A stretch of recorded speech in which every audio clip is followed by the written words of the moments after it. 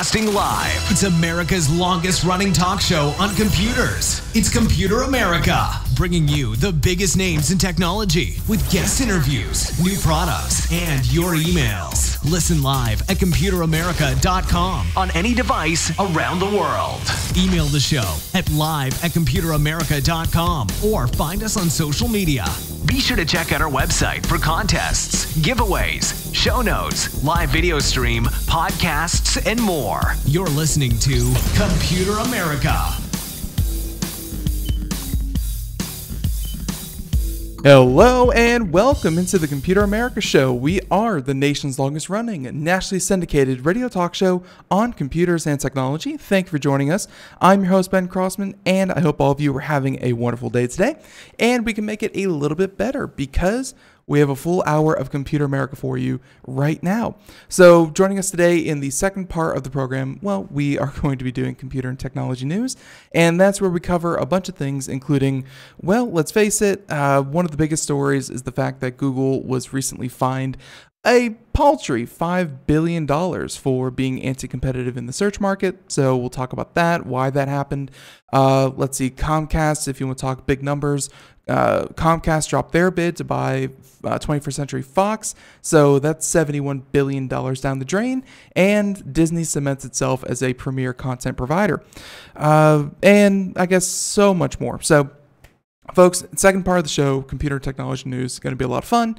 But in the first part, we have a guest joining us, and hey, that's going to be iBeat today. So iBeat, that's I-B-E-A-T, they make a, well, no other way to put it, a smartwatch that is really good for your heart.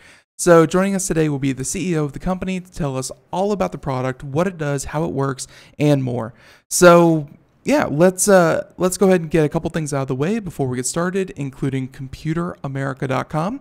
That's where you'll find everything from the show notes to a link to our guest website. Anything and everything having to do with today's show will be in one place. So that if you are busy, if your hands are tied, don't worry. As soon as you get your hands untied, we will have everything right there for you. Also, be sure to check out the social media contest brought to you by Logitech, where we give away a prize every single Friday to a lucky listener live on the show. And be sure to check out the live video feed, which, so primarily a radio program. But if you feel that's more your speed, then hey, that's brought to you by OWC. So all that and more, computeramerica.com. Check it out. So why don't we go ahead and just get started with with our guest. And yeah, so as I said before, company iBeat, they make a very stylish watch. Very excited to always talk about the blend of not just technology and so many different fields, but technology and medicine. Yeah, it's a really exciting time to, I guess, be paying attention to this. So joining us by the phone is Mr. Ryan Howard, and he is the CEO of the company. So Ryan, how you doing? Welcome on to Computer America. Happy that you could join us. Hey, Ben, I'm doing great today. I appreciate the time very much. Thank you for having me. Yeah. This is going to be fun because, as I said before, we've talked a lot about this field, about the idea that having these sensors everywhere and everything, it's really opening up new doors that we haven't had before, especially when it comes to medicine. So, before we get talk about exactly what it is that you do, give us some background on the company and give us some background on yourself. Were you always in the medical field? Were you always into technology? Tell us about yourself. Yeah, so I started a company about 15 years ago called Practice Fusion, and we had the good fortune of growing it into the largest physician-patient community in the U.S. It was, and it still is, an electronic health record platform that a doctor would use to basically serve their patients for between, scheduling, managing the patient's chart, ordering prescriptions, labs. And, I left in 2015, and the company had a fair amount of success. And when I left, I candidly did not have plans to work in healthcare again. It's an incredibly challenging space, and I've been doing it for 10 years. At the end of 2015, a really good friend of mine, his name was Mark Dunley, had passed away in his sleep, and that was really the genesis of the idea of iBeat. And to give you some background on the company, what the company is doing is that it's really trying to tackle the problem of people. The product itself is really trying to track and ensure people are alive and breathing. And so when you take a step back and look at the ways that people pass away from the mortality perspective, cardiac arrest is the single biggest killer in the world, and it kills more people than any single category of cancer. And one of the disease states that really leads to cardiac arrest is heart disease, and 2/3 of people over 52 have heart disease. So that's really the spirit of what the genesis of the product was. What we built is basically a monitor. It's in a smartwatch form factor, and it's using a number of proprietary sensors that we've developed and validated with large universities and third parties. And what it's doing is that it's tracking tissue oxygenation, it's tracking perfusion on the wrist, so that's the volume and velocity of blood flow, tracking pulse strength and heart rate like any other wearable, and temperature. And in that, if you have something that catastrophically goes wrong with you, it's going to basically detect that real time. We actually have a neural network on board, so it's using AI on the device to make a judgment call if you're okay or not. And then it's going to go, hey, Ben, are you okay, yes or no? And it's going to count down for 10 seconds. If you're incapacitated, which you would be in a major catastrophic event, it's going to then turn on a cellular radio and GPS and reach out to our dispatch, the 24/7 multilingual dispatch. It's going to reach out to emergency contacts as well, and it's also going to reach out to 911 with your medical history that you entered during the setup. The challenge, though, is if you're not breathing, you have about 3 to 5 minutes to get CPR, and the average ambulance is about 9 to 12 minutes away. So to solve for that, what we did is we created an app called Heart Hero. You can download it today in the App Store, and what that app does is that it will train you in CPR and will test your proficiency. And from there, we'll go, hey, Ben, are you open to being a good Samaritan if someone nearby needs help? Do you want to join our Heart Hero CPR network? So if you say yes, and I'm wearing the device, and that use case that I just mentioned happened, if I have a catastrophic event and I don't respond, you would be summoned if you're close by as one of the first responders. And we have about 1.2 million people on that network today. So it's the largest safety network of its type, and that inherently comes with the solution. That and we're going to break that down into its parts even further, but that's a very novel way to kind of go about an app, because most companies that come on the show and they have a product such as yours, or just like a medical device or standalone product, the app is in some way to control, to monitor, to over time. You actually have a companion app that isn't strict, because obviously you don't want to download the app, be a heart hero, and be like, oh, Ben is currently having a heart attack, and it's like, I'm Ben, I'm having the heart attack, I can't give myself chest compressions. So you actually have an app that is just kind of something just kind of good to have in your back pocket for other people. And that's a pretty novel way to approach this as well. So before we get into the app and, even further about, just what it entails to get into that, let's talk about the actual watch. And as I said, the video portion, we're showing, the actual product. And one of the first things that strikes me is that, when we were looking for a smartwatch for, one of our family members, they really kind of declined every single one because they looked like a computer strapped to your wrist. And only a certain amount of companies can get away with that. But I think even some of the bigger players, take Apple Watch, for instance, they went through a lot of pain and struggle to make a watch look like a good-looking watch. I think you've done the same thing. Your watch looks really, really good. Talk about the design. Why was this important? And what can people actually find physically on the iBeat smartwatch? Yeah, so when we started the company, we wanted to make sure that the device looked relatively high-end. And some of the analogies we used is that, if I drive through town in a Bugatti, right, everyone will probably hate me. But if I drive through town in a decent BMW, you'll be like, yeah, that's kind of a nice car, right? It has beautiful style, but it's not so unattainable that it creates like an outlier perspective, if that makes sense.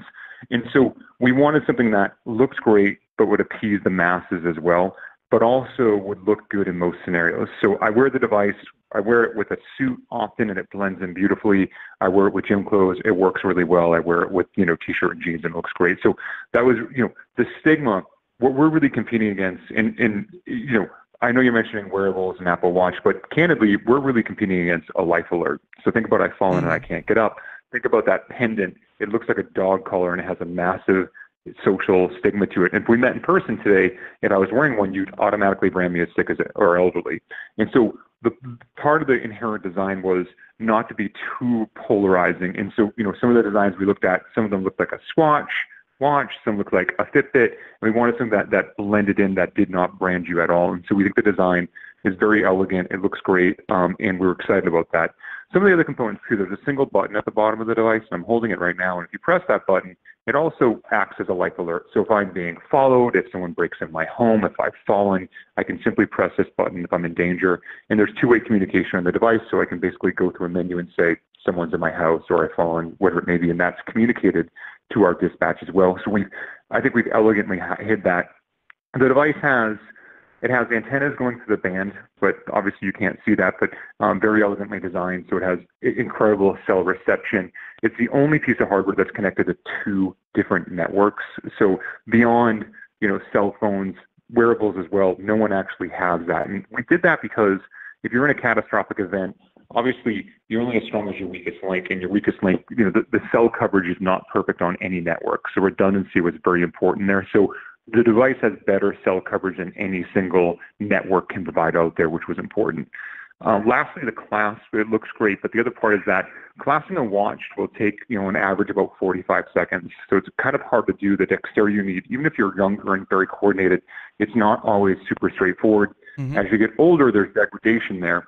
And so what we did is we have you adjust it one time, and then once it's adjusted, you never adjust it again, and it locks in place.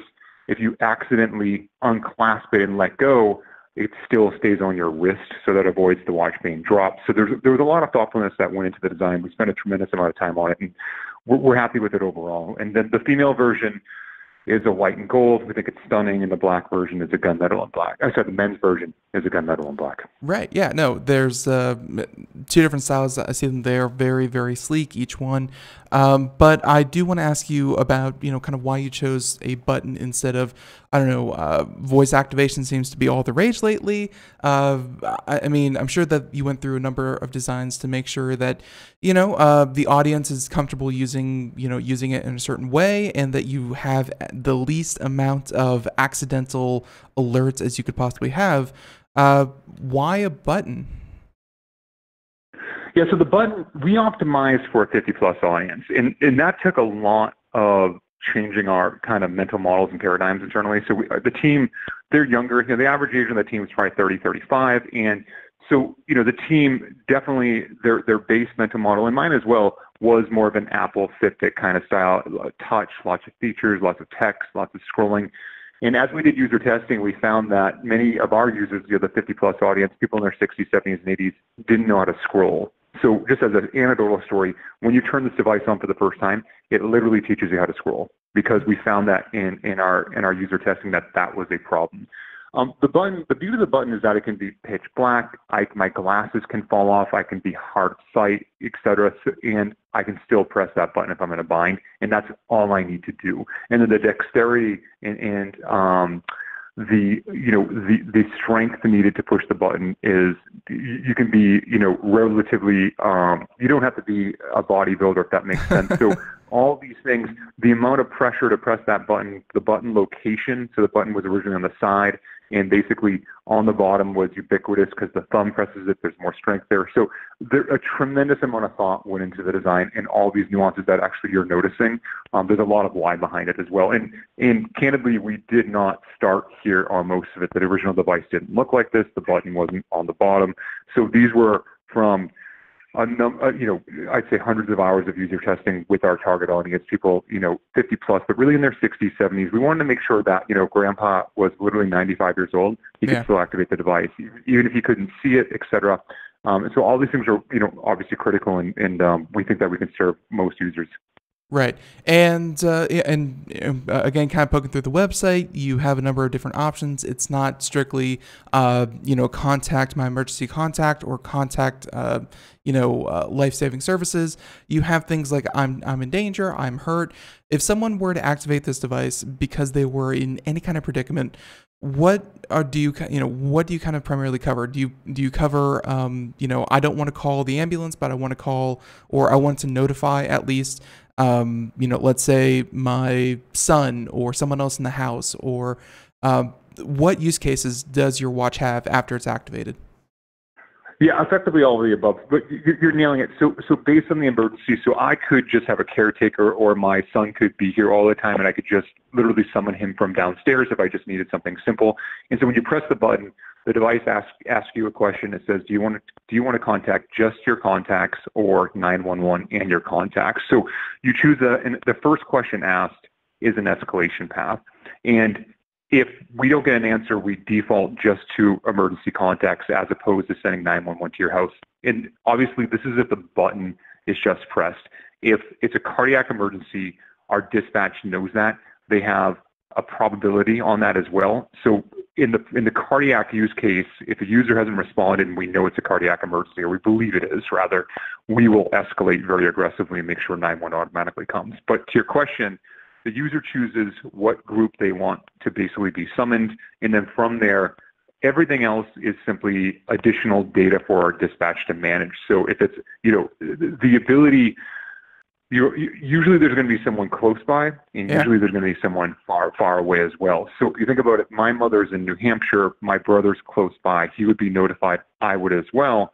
And if my mother had fallen and she's pressed that menu item, we'd both be notified as well. So part of it is to make sure the person serving the user of the device is more informed, right? Coming with the right resources or urgency. If it's something small, they can wait a few minutes. If they fall and hurt themselves, it should be expedited. But it's also to keep all the other parties in the loop as well. No, makes perfect sense. And I'm assuming there's some kind of feature where if you want to notify 911, then it doesn't wait for you to get through 5 or 6 menu items. I'm sure it just alerts. And then, as you said, the additional data points are good to have, but not necessary for you to complete to start to get the help the care that you need. So that's you can absolutely. You can press this button, and when the initial menu comes up, you can notify 911 immediately. Okay. No, that's great. And it's not like, it's like, I'm not going to give stupid examples, but all right. So there's that. And then, something else I'm noticing here is some kind of portal, some kind of dashboard. Obviously a lot of, this thing, as compact as you've made it, I'm sure things like registration, setting up, putting in contact numbers, blah, blah, blah. That's better done through some other means. I'm assuming a computer. Talk about the dashboard. What can you set up there? What's in there? Sure. So just to give you some context, when you receive the device, the out-of-box experience is, it's such that you turn the device on for the first time. It walks through, again, it quickly teaches you how to swipe, so you know how to interact with the device. From there, it gives you a code. It tells you to go to iBeat.com, and basically you put in that code, and it knows that this device is yours. You put in your demographic information. We encourage users to put in their past medical history. So think about your current diagnoses, if you have heart disease and diabetes, your allergies, and your medications. And the reason why these are super critical is that if you invoke an emergency, whether it's manual or cardiac-based, that data will go automatically to 911. So when the EMTs arrive, they're just significantly much more prepared, especially if you're incapacitated, you can't speak. The device, during the emergency, is obviously conveying the data to them. It's also flashing it on the screen. So if someone arrives to you, and this could be anywhere, it could be in your home, could be in the park, that data is being shown real time. And the device is also encouraging anyone nearby to give the person CPR as well. Back to the portal, full setup, billing information, obviously, and then within the portal itself, you're putting in your emergency contacts. And then what we're seeing is that many of the emergency contacts are becoming heroes, which is awesome because if I'm really at risk and you're my brother, you're going to be that much more prepared if you know CPR to serve me. And so that's really great for us. And then also, because you download the app, you're also able to serve other people in the community, which is candidly why we're doing this, to have, a massive social impact too. So all those components are in it. If you have a caretaker, so let's say I'm a little bit older, you're my younger brother, and you set it up for me, or I can give you explicit permissions to go in. You can see that I've been active. You can see emergencies I've had over a historical timeline as well. So if I've fallen, if I've had a cardiac event, if I've invoked the button, all those emergencies are logged, how they were resolved. So all that data is in there as well. So if you have a large family or caretakers that are basically crowdsourcing care around this person, we can give all of them visibility into it very easily too. So that's exciting. The device will have step tracking and full fall detection in the next couple months, and the hardware is incredibly robust. So when you dock the system to charge it, so there's two ways to charge it. You can take it off and put it on a dock, and the battery lasts about 3 to 4 days, so much longer than most wearables in the market. But the other thing that we did is novel is that there's a little battery pack that comes with it as well. And so while I'm wearing it, if I'm really at risk, I don't want to take the watch off, right? Mm-hmm. I don't want to charge it for an hour every few days. And this little battery pack is the size of about 2 quarters. It's magnetic, and it clips to the side while I'm wearing it. So let's say when I watch TV once every few days, when the device needs to be charged, I flip this on the side, and it charges it in about an hour. So that's novel as well, and that's something that we're really excited about that serves the users well. And so these are some of the things that we're doing. But during that charging, the device turns on the cell radio and it looks for any updates, and it pulls down these newer features. So if you buy the device, it will simply have step tracking in the next month or two. It will have calorie tracking. So we have a number of other features that are being syndicated, and it just candidly magically happens. Yeah, no, that's and really it shows just how much kind of effort you put into making this as effortless as possible for the end user, because obviously things like updates, I mean, heck, people who are very tech savvy don't even do updates as often as they should. So no, it sounds like you really nailed that one. Let's talk real quick about some of the features here. And one thing I'm kind of curious about is the medical grade sensor. That's what you have listed here on your website. Obviously tracking things like blood flow and heart rate and maybe even blood pressure. I mean, that's not the easiest thing in the world for for a lot of devices to do. I mean, are people going to kind of notice that their watch is swelling and restricting and tightening and then, slowly deflating like like an arm cuff would? I mean, how are you able to track all these vitals and do it so accurately? Sure. So to be clear, we're tracking tissue oxygenation. We're tracking, as I mentioned, circulation, heart rate, pulse, strength, and some others as well. And motion too. Motion is really critical. If we know you're moving, then we likely know that you're okay. We're not doing blood pressure. So a blood pressure cuff would tighten, as you're mentioning. Only if you guys do that. And those are mainly, just point solutions just for blood pressure. This is the sensors we built. Again, they're proprietary. They're novel. And I'll talk about how we developed them and trained the sensors and algorithms as well. But they're basically using PPG, so light-emitting diodes that are basically shining light into your skin, and they're seeing different conditions within your skin and different artifacts as well. And so what we did is we developed the sensor initially. We then worked with a third party to ensure that the data that we were gathering, for example, tissue oxygenation, we baseline that off a clinical sensor to make sure the data was accurate. So that's how we started off. We worked with that same third party, their name is Medici, to ensure that it worked on elderly people. So when you think about a wearable, everyone that you've named today is really optimized towards a younger crowd. So the Apple Watch is really a 30 to 40 kind of cohort, maybe a little bit younger than that. Mm-hmm. And with that, why that's important is that the majority of these wearables have not been deployed on an elderly population. And as you age, let's think about your wrist. There's muscle, fat, and bone degradation, and that actually makes it dramatically more challenging to get strong signal on any of these biological artifacts that I mentioned. So we baseline the sensor, and then we basically started working exclusively with elderly people, and we designed the sensor to be optimized for their skin types, muscle mass, fat degradation, etc. And we had success there. From there, we worked with a third party to also train the device on healthy people. So we basically trained our algorithm to make sure that this is a healthy person, they're fine, they're going about their day.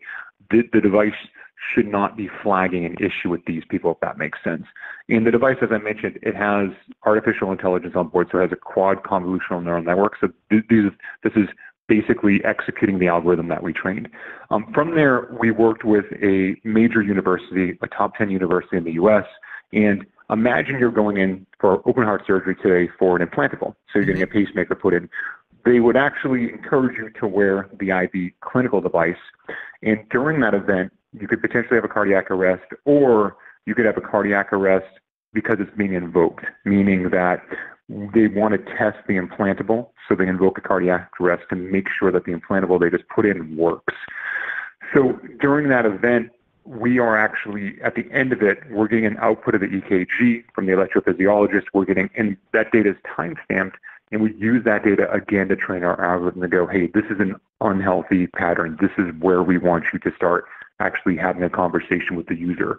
So this is literally hundreds of thousands of hours of training data to actually build the algorithm. We actually did some other testing as well in animals. So the validation has been very thorough, very rigorous, been working over the last 2 years. And I think that it's incredibly novel. No one's ever done this before as well. So we think it's, insanely high utility to the user, solves the macro problem, and we're really excited about putting on people's wrist. The first devices started shipping last week, and I just got a notification during this call that the first one was just received by our end users, so we're excited about that as well. Wow, that's very cool, and I'm surprised that you thought of a way to kind of test that, because it's a very novel way to, kind of throwing a bunch of iBeats out there and hoping that, wow, I hope someone gets a heart attack so we can test our system. That's a very novel way that you were able to kind of get information and actually test it. So that's very, very reassuring in its own right.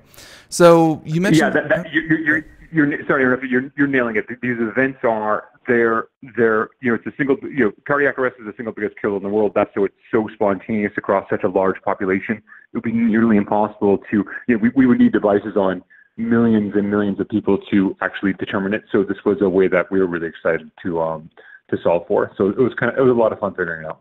Yeah, no, and for sure. So you mentioned that the first one started shipping. The first ones have been received, and I'm sure you're going to start seeing people connect to, your system and all that data, that kind of thing.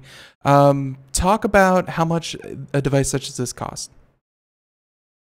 So right now the device is $250. The ongoing service is $20 a month. And the service includes cellular connectivity through 2 networks. So the user never sees that. The user never has a bill from AT&T or Verizon or whomever. They simply pay for our service and the cellular connectivity is on. It also includes access to our 24/7 multilingual dispatch, and it includes access to the Heart Hero network. And so the one thing I did not mention about the Heart Hero network is that we also have 1 million defibrillators on the network as well, meaning if I'm having an event, let's say you then get notified, the second closest person, hopefully you come to give me CPR, the second closest person will be notified to bring a defibrillator. So all that's part of the service component as well. I think I've heard about the defibrillator part. Like, I think we've covered that part in the news before. I'm not sure if some articles were written about that, but just having access to, those devices before even an ambulance gets there dramatically increases the chances of someone surviving such an event. So I think I actually remember talking about that one on the show. So very cool. And, we have a couple more minutes here, but I wanted to ask you about, again, the Heart Hero, network that you're building out. And I think it's certainly something that is needed, something that technology can readily provide. It's not something, completely impossible for people to join and work with. But my question is, with a number of different services, I think Apple and Android and a number of different cell carriers are a part of this. But recently, they've done things like Amber Alerts that are pushed directly to people's phones. You can't really opt out of them. They're a service of local authorities. Have you thought about going with something a bit more? Yeah, and trust me, building out your own network is great. Getting the word out by yourself is something that is certainly hard, but worth doing. But going on, kind of a more fundamental level, something that's baked into, many, many kinds of services at the same time. Have you thought of getting the Heart Hero service, just something that comes baseline with a smartphone? Yeah, so I think that, candidly, we're really focused on getting the watch launched, and we just did that. And this has come up a few times. We have a lot of partners and investors that are interested in productizing the Heart Hero network, obviously, for other networks. So, imagine, first and foremost, we think we can serve other types of emergencies on the network. So whether it's an assault, we could only, we have a large group of EMTs, firefighters, and police officers on the network. So if it was an assault, we could notify close by off-hours police officers, for example. The other piece is that, think about if you have a violent allergy, right? Anaphylaxis. Well, actually, I'm gonna have to stop you right there because we're about to head off to break. Ryan, would you mind staying over for just a couple minutes so we could wrap this up? Sure. Absolutely. Perfect. So everyone, the commercials are here, and that means we'll be back in just a couple minutes. Everyone, we're talking to iBeat. You can find more at iBeat.com, and of course, ComputerAmerica.com. We have a link to it right there. Everyone, we'll be right back. More Computer America after this. Stay tuned. Greece is cheap. But the airfare costs a fortune. Paris? Not much closer, and again, airfare... What about Puerto Vallarta? Let's face it, flying anywhere is just too expensive. Wait, what's this? Low-cost airlines. With one call to low-cost airlines, you'll drastically slash your travel costs. We're talking insanely low airline prices to any of your favorite destinations. Where would you like to go? London, Rome, Costa Rica, Australia? Wow, that's cheap. So why wait? Call now to learn how crazy cheap it is to fly anywhere in the U.S. or international. Our prices are so low, we can't publish them. The only way to get them is to call to instantly hear the most amazing best deals on airline travel. It's that easy. So call now and start packing. 800-215-4461. 800-215-4461. 800-215-4461. That's 800-215-4461. We are all Brother Wolf. 10 years ago, a group of locals banded together to create positive change. We took animals into our homes, held adoption events at local retailers, and talked to the community about our mission to help build a no-kill Asheville. A decade later, we have achieved so many victories for animals in need. There's been so much progress, yet there's still so much to do.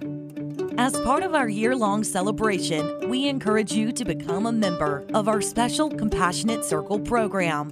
With a monthly donation of $10 or more, you will have behind-the-scenes access to the work we are doing at Brother Wolf.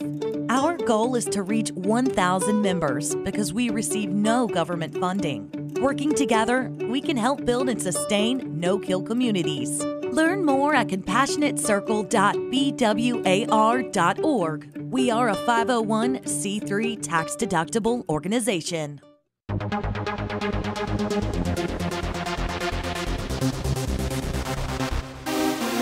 And welcome back to the Computer America Show. It is 32 minutes past the hour, and if you're just tuning in, welcome into Computer America. And if you miss any part of today's show, feel free to check us out wherever podcasts are heard. That is just today's show in its entirety, rebroadcast for your convenience.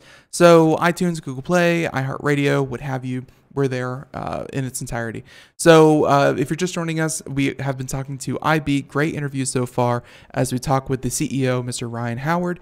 And yeah, we're just kind of getting into, he's just getting into the reasons for building out the Heart Hero network. And I apologize, but I believe you were just about to say something about allergies. Yeah, so the question was, are there other utilities of the Heart Hero network, or could it be licensed or partnered, or simply be installed in the phone when you get a new handset? So we think the short answer is yes, absolutely. And so other use cases that we're interested in tapping right now is, if you're wearing the device and you have a violent allergy, anaphylaxis, what's interesting about that is that you actually know it's coming on. You feel like something's wrong, it's coming on, but it comes on very quickly.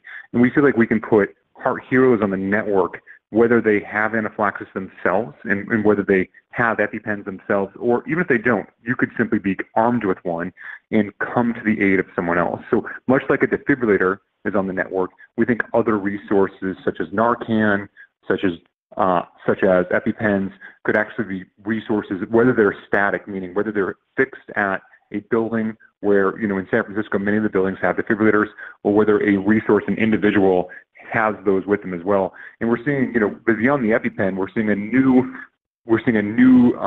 emergence of incredibly small defibrillators as well, which we believe can be, they're tiny. They're a little bit, they're as big as your iPhone. They're a little bit thicker, and we think people, they'll have a couple $100 price point. We think some people will be traveling with them all the time. So we think that there's other use cases we can definitely tackle.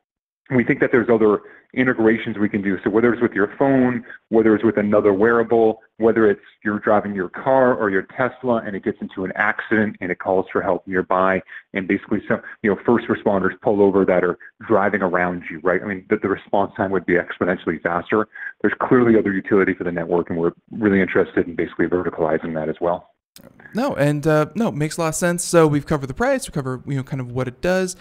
Some of the other things I wanted to ask you before we say goodbye include, where can you pick this up? Because I don't think I've seen this on the rack at CVS. Where are you going to start selling these things? Yeah, absolutely. So anyone that's interested can go to iBeat.com and purchase the device and the service as well, or they can just purchase the device and buy the service later on as well. So we'll be in Amazon soon. So we'll be in Amazon in about 60 days, and then we'll be in major retail outlets towards the end of the year as well. All right, no, looking forward to that as well. And just real quick, the 24-hour monitoring service, I'm assuming this is some kind of ongoing subscription. So the iBeat's $250.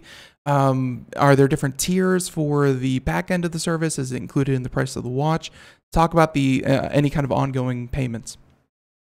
Sure, yeah. So the ongoing service is $20 a month, and that's about a third to a fifth of the cost of a life alert. So we definitely wanted to come up with something that was definitely more competitive in the price area. There's no contracts, so a user can cancel at any time. If the user wants to prepay for the year, the service fee is $200 for the entire year. They save about 20% in that model. All right, no, and makes perfect sense. So as you said before, but I'd like you to repeat it. If people want to find out more, if they want to check out the video, pictures, anything like that, where's the best place they can go? They can go to iBeat.com. iBeat.com. All right, very simple. And we have a link to that in the show notes, as we said. And in the meantime, everyone, Ryan Howard, CEO of iBeat.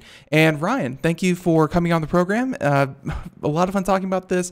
And like I said before, what you're doing is at the crossroads of technology and medicine. And it's very, very cool to see what people such as yourself are able to do with technology. So thank you for sharing this with us. Thanks so much, Ben. Thanks for having us. And yeah, we're excited to hopefully build a great business, but at the same time have a social impact as well. So really appreciate the time, and I really appreciate everyone for listening today. Our pleasure, our pleasure. So Ryan, until next time, have a great day. Awesome. Take care. Thank you. All right, bye-bye. All right, everyone, and there you go. So as we said before, if you want to check it out for yourself, iBeat.com, and yeah, not much else to it. So very, very cool. Happy that he was able to join us, and yeah, if I'm not mistaken, we possibly could be receiving a unit to test here in the near future. So maybe we'll even have a review up on Computer America, because we kind of know someone who could probably get a kick out of this. So there you have it. And if you miss any part of today's program, check out the podcast, and it's today's show in its entirety. So hey, don't worry if you miss anything. It's right there. So here we go. Let's continue on. We are moving on from our interview with iBeat, and now we are going to computer and technology news. Here we go. Let's play the jingle.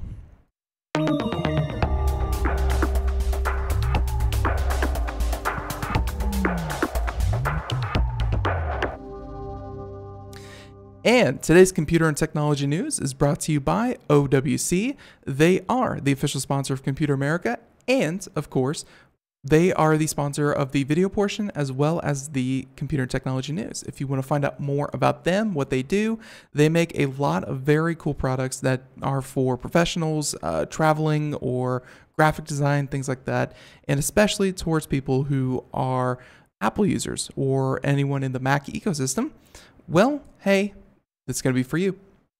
So find out more about them, owcdigital.com. But I think with that, I found a pretty good segue, because one of our stories for today actually has to do with one of the newest Apple products, and that is the MacBook Pro. So the i9 MacBook Pro, you may have heard of it. It's, and I apologize for this pun, but it's a hot mess. So one of the newest features of the newest MacBook Pros that is, I guess, driving the temperature up is the fact that the MacBook Pro comes with can come with an i9. You have to opt into it. It's only in the 15-inch model, and you have to pay an exorbitant amount of money. But you get an i9 processor. So for those of you who are not familiar with i7, i5, i9 Intel labeled products, that is the processor of the computer. The i9 is the newest version, and they have, I want to say the i7 is like, let's see, the i7 I think was like 7 core, 14 thread or something like that. But the i9 I want to say has like 18 threads, hyper threaded. It's a bit of a beast. And let's see, i9 CPU, I want to say it has 9 cores in it. No, I'm sorry. Actually, we can check it out right here.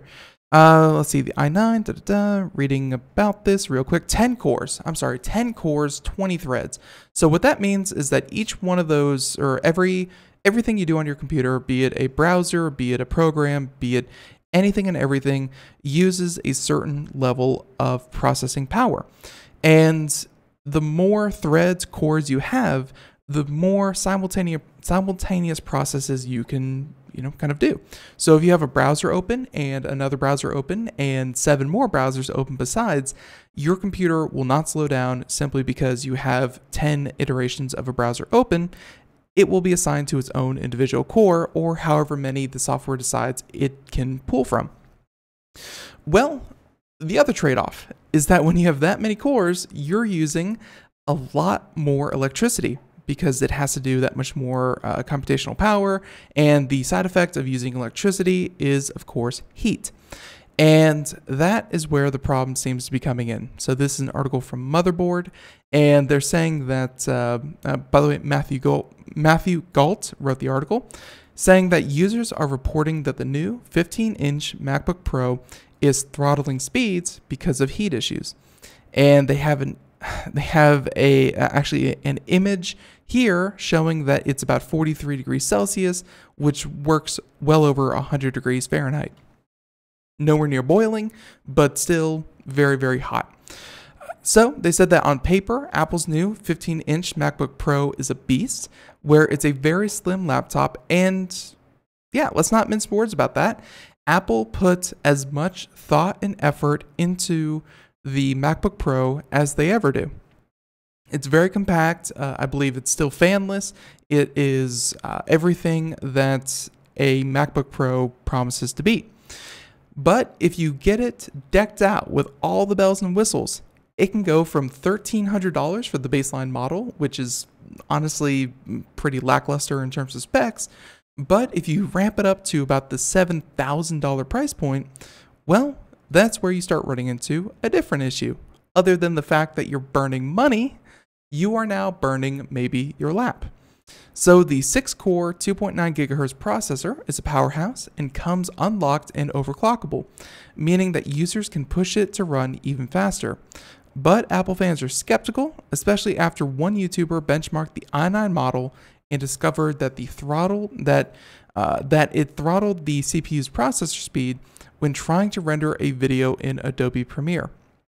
So they weren't doing anything out of the ordinary. Rendering a video, don't get me wrong, very, very processor intensive. That takes a lot of time, and it will take as much processing power as you'll give it, because when you render a video, depending on the complexity and the length of the video, and the quality of the video, you could be sitting there for hours at a time, again, depending on how much processor power you're willing to give it. Well, yeah, so it's essentially a stress test. And they found again that it was throttling itself. Throttling a CPU is something that's baked into, another heat joke there for you, that's baked into all Intel processors. They have internal thermometers that will actually tell you when the processor is getting too hot, getting too close to the solder, melting, getting to the point where it's just not safe to run. For a lot of processors, I mean, I ran into this myself for a while when I was trying to overclock mine. For a lot of processors, the red zone starts at about 90 degrees Celsius, and at about 100, everything shuts down, stops, and yeah, essentially the whole thing just freezes and tries to cool itself off by any means necessary. So 45 degrees, not good. Obviously, you'd want something ideally around, 30 degrees Celsius is about room temperature. And yeah, it's something you really want to keep down as much as you can. So let's see. A certain user of Reddit has discovered that his MacBook Pro slowed down after 5 minutes of running Prime 95. And they said that is a CPU intensive number crunching program. Again, seems like a stress test, saying that the 2.9, and again, we're focusing on the i9 processor, went from 2.9 gigahertz to 2.5 gigahertz. And Cinebench, which is another benchmarking program, showed similar dips in performance. Let's see. And obviously the article goes into a number of different use cases where people have been testing this. Let's see. He says that he then put the i9 in the freezer and ran the same render again. And with some additional cooling, the MacBook Pro render took about 27 minutes as opposed to over 40 minutes without the freezer, saying that the degree of thermal throttling is not acceptable. This isn't something Apple should put on the market and sell to people. See, that's the part where it's going to be left up to the individual. I'm glad that they're doing the benchmarks. I'm glad that they're making people aware. It's always a concern. Heat is always a concern. When you build your own computer, or even when you buy a computer, the amount of cooling that you can get is really, really important, especially for laptops, because they really don't have a lot of room for error. MacBooks have, I don't want to say traditionally, but so often they are built without fans. They push their heat out of their aluminum case. Their aluminum case is a good conductor, and they, kind of bleed off their heat into whoever's lap that they're kind of sitting on. So it's not recommended that you have these things in your lap if they, kind of get too hot. But the point is, i9s run hot. They're the most complex, most energy intensive processor currently on the market from Intel. And, well, not counting their Xeon line of processors, but yeah, they're obviously going to have the most problem with heat. MacBooks are not traditionally the best with dissipating heat. They get by, and in the form factor that they are currently providing, they're going to be something, but it's still not going to be the best. It's not like you have a big old fan strapped to the bottom of your processor, blowing cool air or even hot air away from your, away from your gadgets. It's still radiating heat away through the aluminum case. Is this a problem? I guess. I mean, I can't imagine anyone who kind of knows what they're getting into with an i9 processor and a MacBook Pro, and then running, as these people are running, they're running, CAD software. They're running number crunching software. They're running benchmark software. They're running, video rendering software. Essentially, the most processor intensive things that you could be doing. And again, to be fair, exactly what the MacBook Pro is designed to actually do, heat's going to be a problem. There's no doubt about it.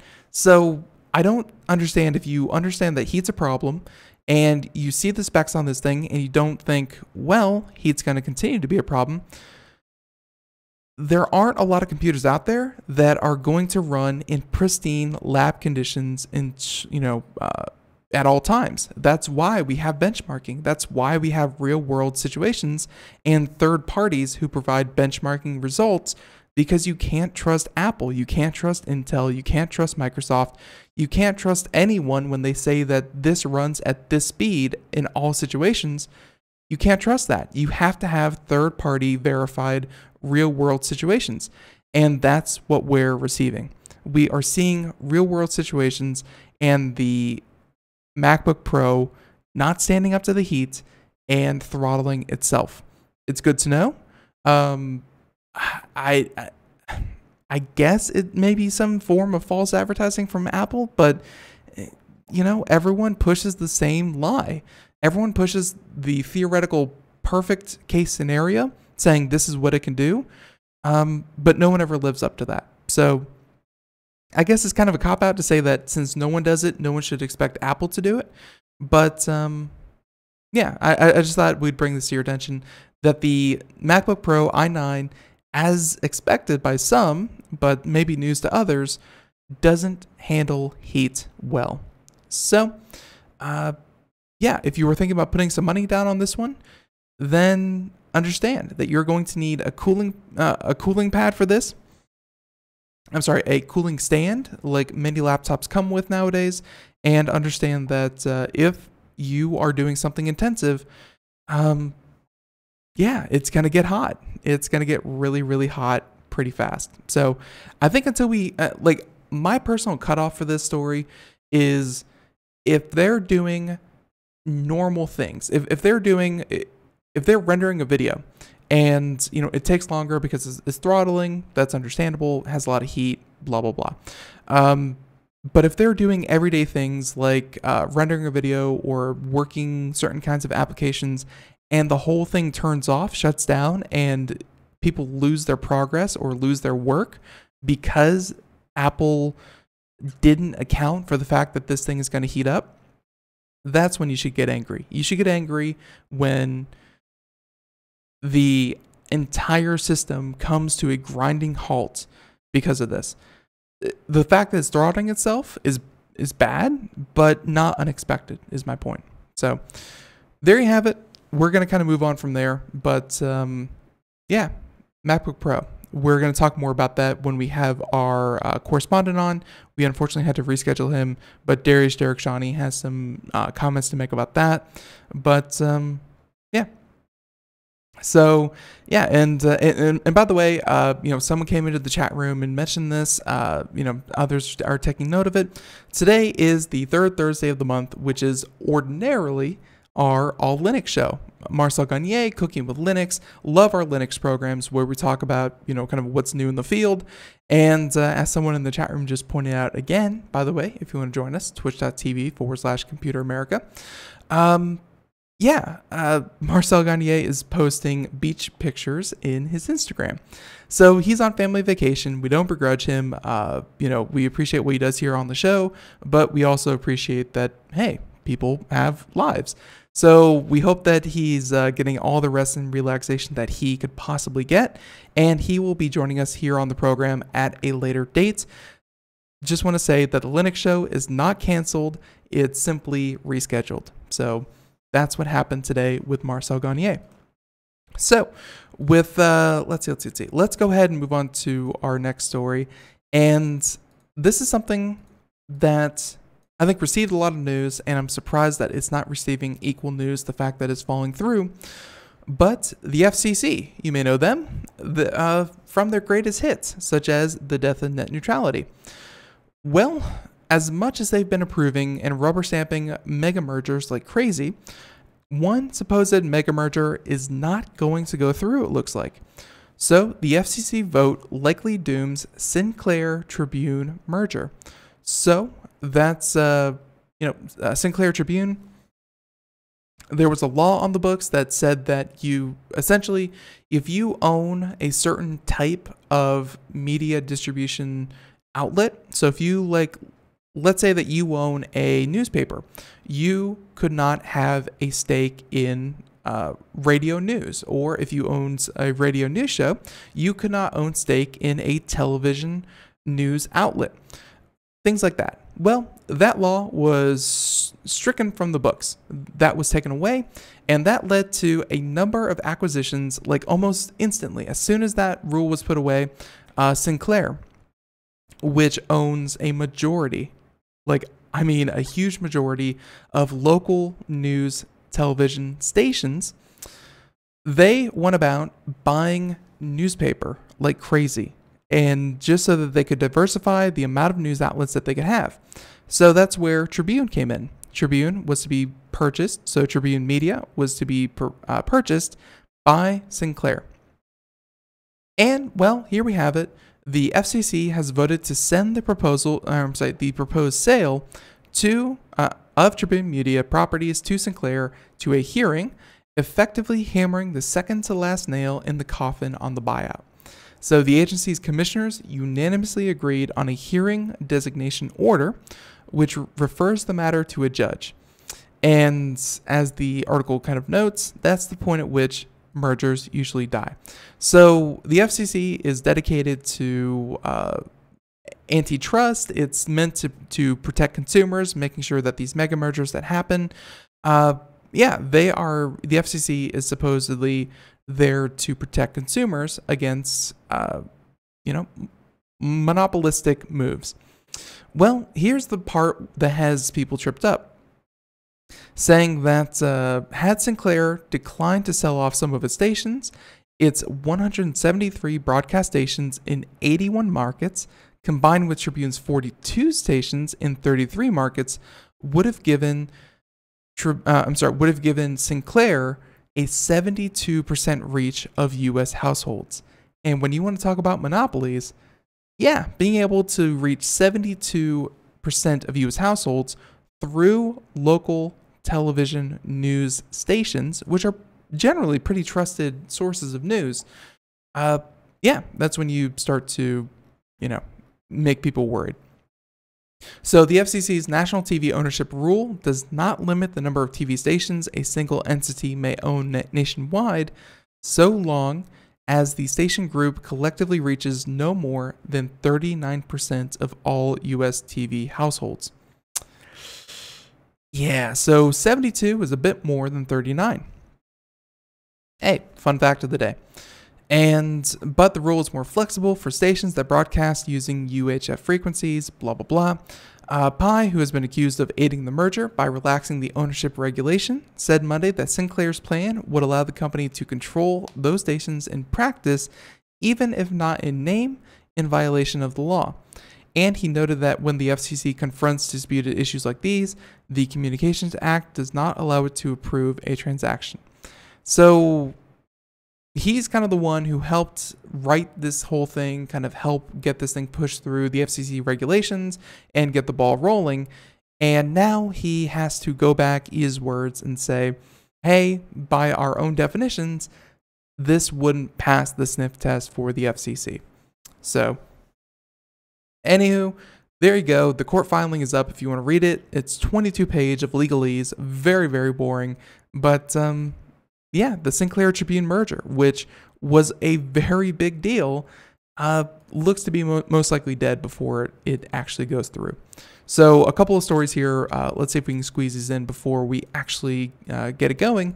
But speaking of mega mergers, we have a situation where, Comcast drops its $71 billion bidding war for 21st Century Fox assets, and it hands Disney the victory. So Disney will be purchasing Fox for, I think their last bid was like $40 some odd billion. And essentially, they said that, hey, Disney is allowed to buy Fox, and that will give Disney, if you wanted to put a number to it, that gives Disney, with Fox included, in terms of box office ticket sales, that gives them 40% of all revenue earned through movies to Fox. I don't want to say Disney is fast becoming a monopoly when it comes to entertainment entities, but man, Disney is sucking them up left, right, and center. Do not mess with the mouse. They own so much. So again, just the fact that one company owns 40% of the entire revenue of movies, kind of puts this into perspective. So anyways, Comcast not getting a piece of Fox. Some other stories that we'll probably cover later. There's a new bill working its way through the New York City legislature that is going to force AirBNB hosts to turn over their info. So that if you want to see if one person, one company, one organization actually does own all of the Airbnbs in New York City, now you're going to have the ability to do that. This is one of those situations where sunlight is the best disinfectant. So there's that one, and then another one that we're definitely going to come back to. Google and their recent €5 billion fine $5 billion fine, 4.3 billion euro fine for being anti-competitive in the search market. So we're definitely going to talk about that later and how they breached the EU antitrust rules, and if even this huge fine is even going to solve anything. So there you have it. That's all we have time for today. That's what the music means. Folks, hey, if you enjoyed any part of today's show, please consider entering the social media contest. Again, brought to you by Logitech. Great way to follow the show. Great way to win prizes. And just be sure to catch us 4 p.m. to 5 p.m. Monday through Friday Eastern, and new shows for you every day of the week. Folks, until next time, thanks again to our guest iBeat for coming on the program, and thank you for tuning in. And catch you here tomorrow. Everyone, have a great day. Bye-bye.